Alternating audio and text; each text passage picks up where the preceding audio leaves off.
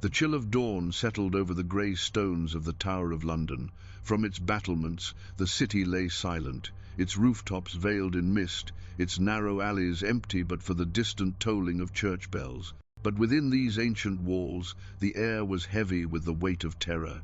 Beneath the towers and turrets, behind iron-banded doors and within windowless chambers, England's darkest machinery stood ready, the rack, the scavenger's daughter, the manacles, the branding irons. And at the command of Henry VIII, they would be put to work.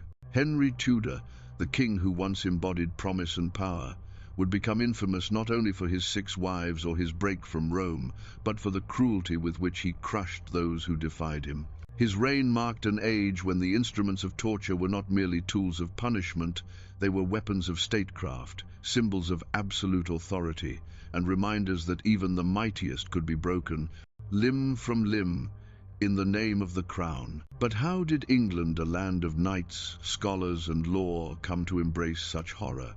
How did the royal court, so splendid in its pageantry, cloak such brutality beneath its silks and gold?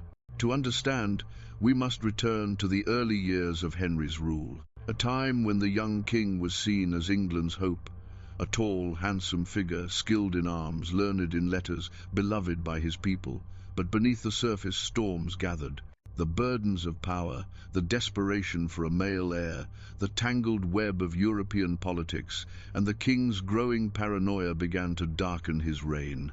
Henry VIII's England was a kingdom of factions and plots. The Reformation tore apart the fabric of faith. Loyal servants became suspected traitors overnight. Courtiers whispered in shadows, and the Tower's gates closed on men who had once dined at the king's table. And for those accused of treason or heresy, real or imagined, there awaited a journey into the depths of human suffering. The Tower of London, more than just a fortress, became a symbol of fear. Its dungeons echoed with the moans of the broken, the clink of chains, the hiss of heated iron. The instruments of torture were kept ready, their use sanctioned by the crown in the pursuit of confessions, secrets, and submission. It was a time when law and cruelty were intertwined. The rack stretched the body until joints tore and sinews snapped. The scavenger's daughter crushed the prisoner into a position so agonizing that blood poured from nose and ears. Manacles suspended victims by their wrists, dislocating shoulders, tearing flesh. Each device was a masterpiece of misery, designed to turn defiance into despair. And Henry's victims were not only foreign spies or common criminals. Nobles, bishops, scholars, even queens fell into the machinery of pain. Anne Boleyn, a gentlewoman of learning and faith, was racked so cruelly that her body was shattered beyond repair.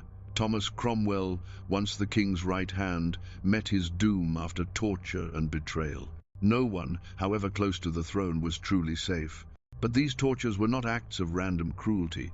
They were calculated instruments of policy as much as punishment. The king's enemies were not only defeated, they were broken, made examples of their shattered bodies, warnings to all who watched. The scaffold and the torture chamber became twin pillars of Tudor rule, binding the nation in fear. In Part 1, we have stepped into the shadows of Henry VIII's England, a land where the brilliance of courtly splendor hid the machinery of agony. In Part 2, we will enter deeper into the maze of treachery, explore the rivalries and betrayals that fed the king's paranoia, and see how torture became the crown's most feared weapon. Join us as we follow the trail of blood and power through the dark corridors of Tudor history. The court of Henry VIII glittered with jewels, silks, and gold, but beneath the surface it seethed with fear.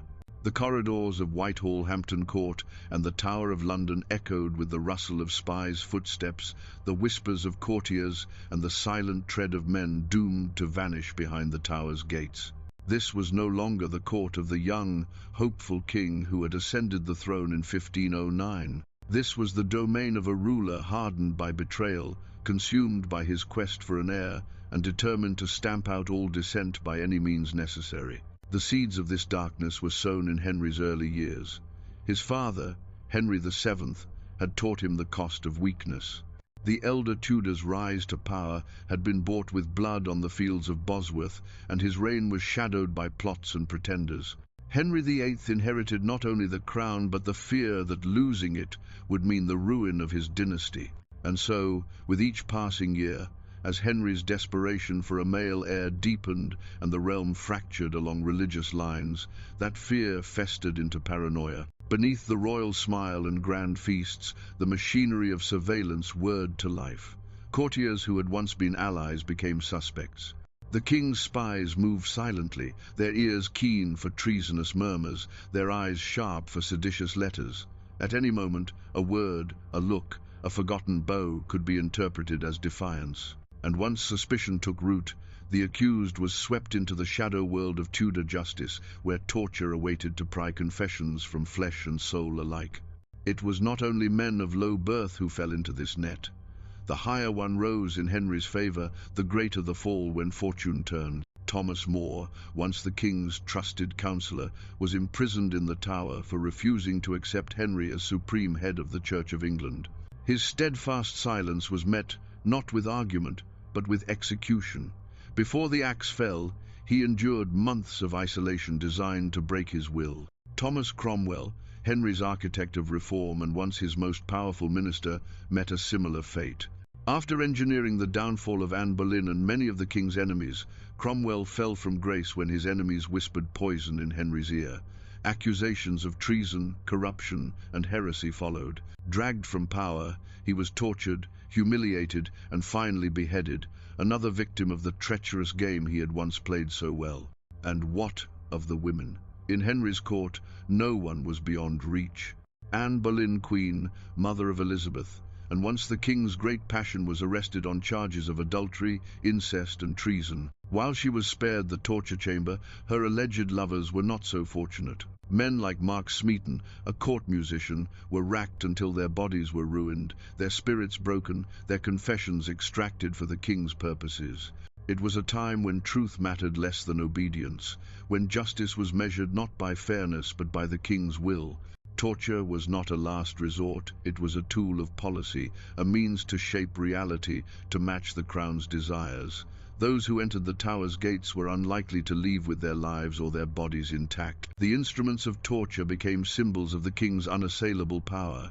The rack, its wooden frame stained with the blood and sweat of countless victims, stretched bodies until bones snapped and sinews tore. The scavenger's daughter, a cruel iron device, compressed the prisoner into a position so agonizing that blood burst from nose and ears. The manacles, suspended from the Tower's cold stone walls, left wrists and shoulders dislocated, flesh bruised and torn. Each device served a purpose beyond pain. They extracted confessions, real or false, that justified executions. They shattered the will of the defiant.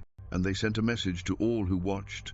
The king's enemies would not simply be defeated, they would be destroyed. But as the web of treason tightened, so too did the climate of fear at court. Nobles eyed each other with suspicion. Courtiers measured their words, their gestures, their loyalties. Families fell from grace overnight, their fortunes seized, their names blackened. The Tower's cells grew crowded, its corridors echoing with the sounds of agony and despair. In Part 2, we have entered the maze of intrigue and terror that fed Henry's use of torture, a world where loyalty was fragile and death could come at a whisper's provocation. In Part 3, we will approach the instruments themselves, the racks, the chains, the dreadful devices that turned men's bodies into instruments of confession. We will stand beside the executioner, feel the weight of the tools, and witness the preparation for the king's darkest justice. Join us as we draw closer to the machinery of pain and the stage upon which Henry VIII's power was carved in blood and bone. The Tower of London stood silent in the first light of dawn, its ancient stones cold to the touch, its dark windows like empty eyes gazing over the city. Inside, deep beyond the reach of sunlight, the chambers of torment waited. Here, behind heavy iron doors, the air was thick with the scent of damp stone, burned tallow, and old, dried blood. The instruments of Henry VIII's will stood ready not by accident, not in rage, but by design, prepared to serve a king who had made terror a pillar of his rule. It began with a summons, a knock in the night, the heavy tread of guards, the clink of chains. The accused, whether courtier, commoner, or even knight, would be dragged from their cell or chamber through torchlit corridors, down twisting stairs that seemed to spiral into the heart of the earth. The deeper one went, the colder the air, the more certain the doom that awaited. In these hidden places, the tools of torture were kept as carefully as any knight's sword or king's scepter. The rack, a massive frame of oak and iron, its rollers greased, its ropes coiled like sleeping serpents, waited to be turned. The scavenger's daughter, a cruel, folding iron brace, stood open like the jaws of some mechanical beast, ready to crush the human form. Chains hung from walls, hooks from ceilings, and in the corner, buckets of water stood for the torturer's use, not to soothe, but to prolong. The chamber itself was built for horror. The walls, thick and unyielding, muffled cries so that the city above would not hear. The only light came from smoky torches, their flames casting monstrous shadows that seemed to dance with anticipation. The floor, worn smooth by the passing of executioners and victims alike, bore stains that no scrubbing could erase. The torturer was no brute in rags, no madman driven by bloodlust. He was a craftsman, trained in his art, chosen for his strength, his precision, his cold detachment. His tools were clean, his methods exact.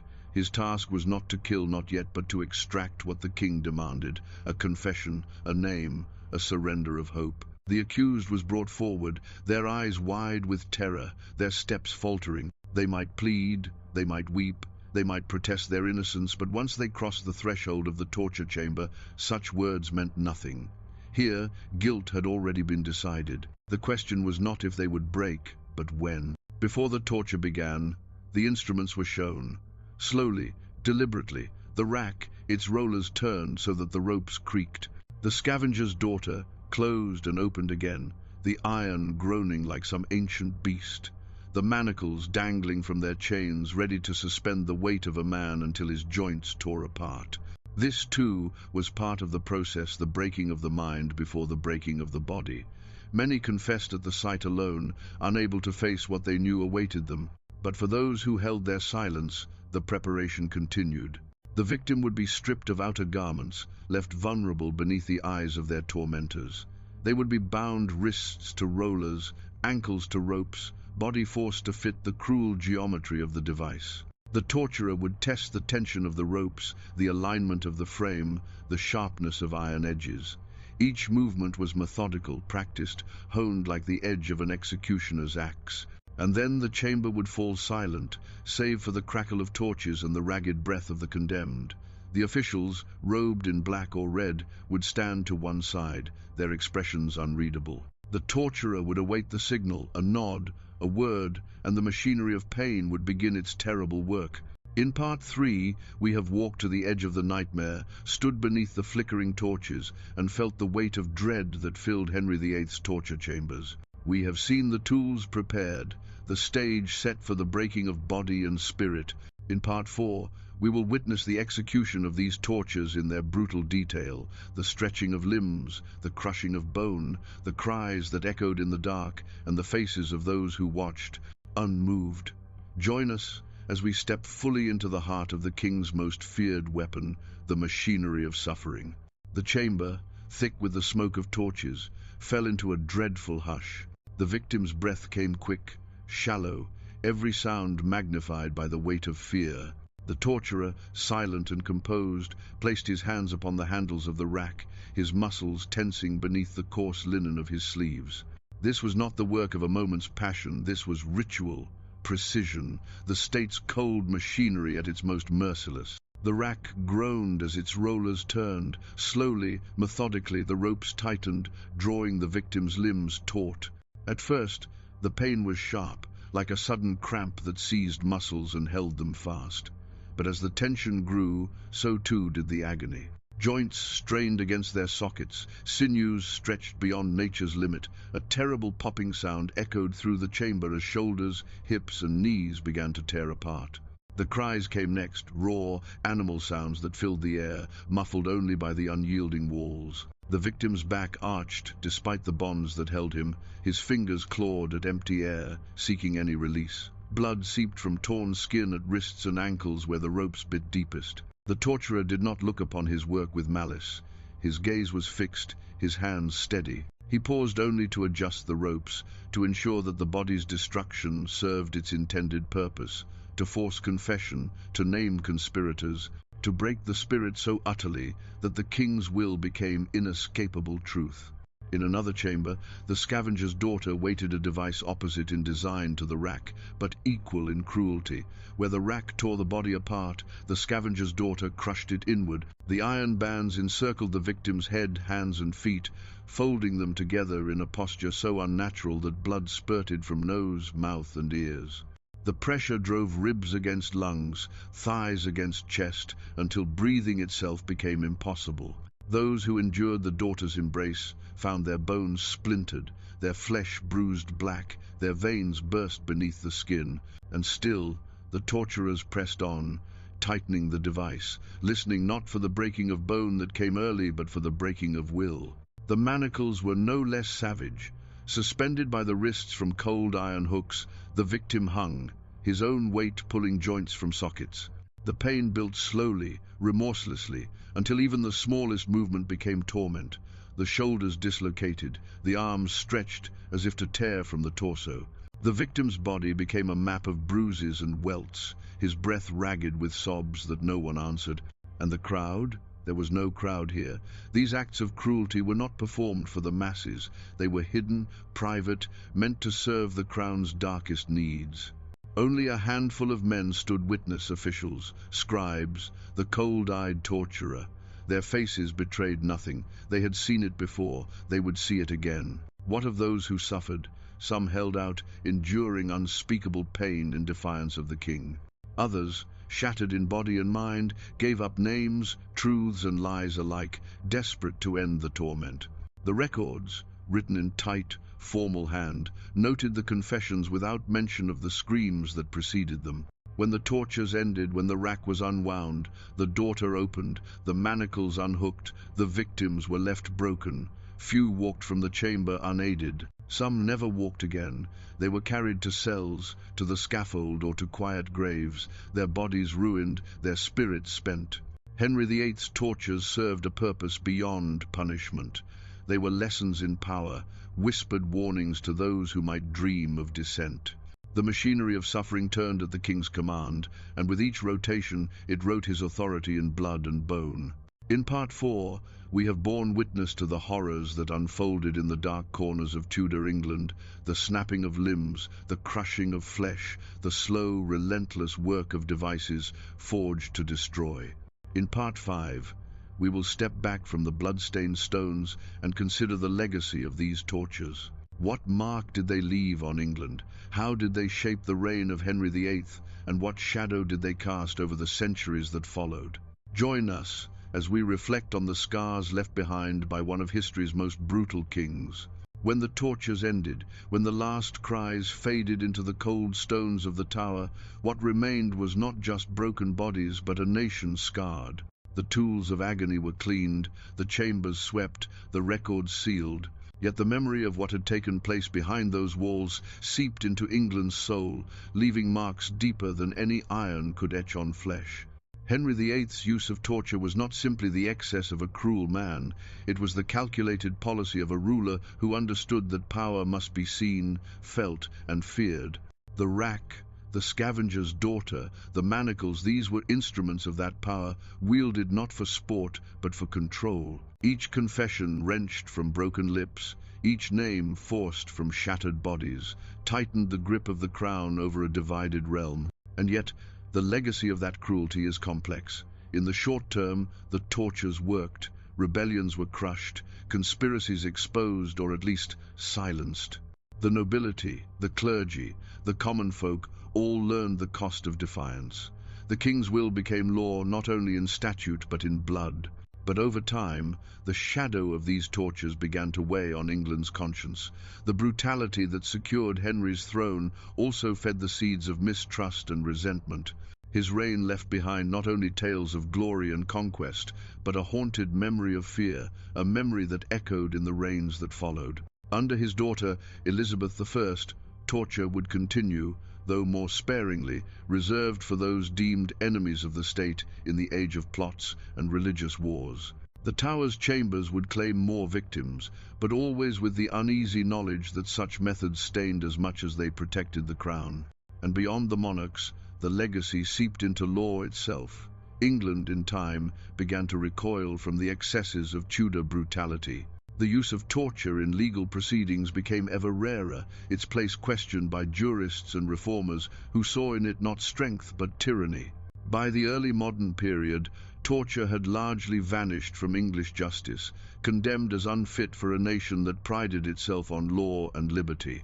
Yet the memory endured. The Tower of London became a symbol of that dark past, a place where tourists would walk the same stones, gaze upon the same instruments of pain, and shudder at the cruelty their ancestors had endured or inflicted. The very sight of the rack or the iron brace became a reminder of how close to savagery even the most civilized of kingdoms could stray. In art, literature, and popular imagination, Henry's tortures remained vivid. Plays, ballads, and stories retold the fates of Anne Boleyn's alleged lovers, of Cromwell's fall, of innocents and guilty alike stretched upon the rack or crushed within the scavenger's daughter. They became part of England's folklore, cautionary tales of ambition, betrayal, and the price of power.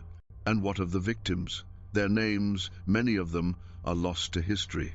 The confessions they gave, the secrets they revealed, were folded into the politics of their age, forgotten as new intrigues arose. But their suffering endures in record and memory, a silent accusation against a king who ruled through fear. Perhaps the most haunting legacy of Henry VIII's tortures is what it tells us about ourselves, about the human hunger for control, the ease with which power turns to cruelty, the way fear can be wielded as both shield and sword. The devices of pain may now stand silent, their iron rusted, their ropes rotted away. But the questions they raise still echo. How far will a ruler go to secure his throne? And how far will a people allow their sovereign to go before they say, enough? Today, the tower stands as museum and monument. Its chambers are clean, its instruments displayed behind glass, no longer used, but still capable of sending chills down the spine of any who gaze upon them. The story of Henry VIII's tortures reminds us that the past is never truly gone, its shadows stretch long, and its lessons remain as sharp as the teeth of the rack itself. Our journey through the brutal machinery of Henry VIII's reign ends here, but the exploration of dark history continues. In our next tale, we may walk the blood-soaked fields of ancient battles, or uncover the secrets of vanished cults, or trace the cursed relics that brought ruin to kings. The darkness of the past is deep, and together we will keep shining light into its forgotten corners. Subscribe, share, and join us for the next chapter of humanity's most haunting histories. The stories of blood, power, and pain are far from over.